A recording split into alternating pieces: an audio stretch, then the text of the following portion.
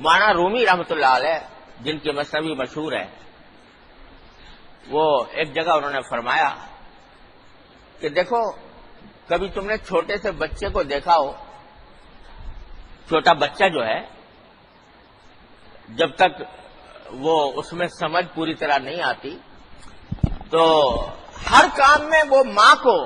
اپنی ماں ہی کو سب سے بڑا کارساز سمجھتا ہے۔ کوئی مسئلہ پیش آ جائے ماں کو پکارے گا، امی امی کر کے پکارے گا، یہاں تک کہ اگر وہ گھر سے باہر ہو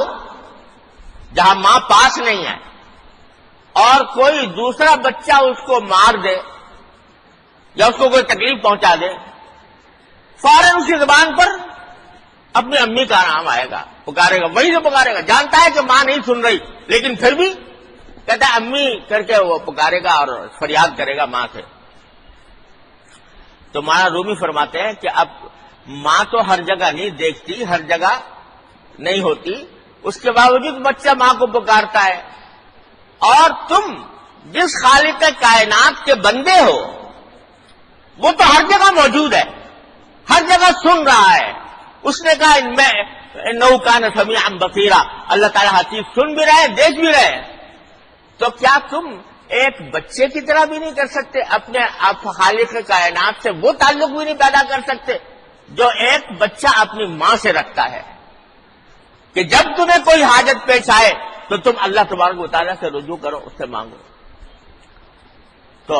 بزرگوں نے فرمایا کہ آدمی جب دنیا میں زندگی گزارتا ہے تو کوئی لمحہ ایسا نہیں ہے جس میں اس کو کوئی نہ کوئی حاجت نہ ہو، وہ ساری حاجتیں وہ اللہ تبارک و تعالیٰ کی بارگاہ میں پیش کرتا رہے اور رٹ لگائے رکھے مانگنے کی۔ ابھی آپ نکلے مسجد میں آئے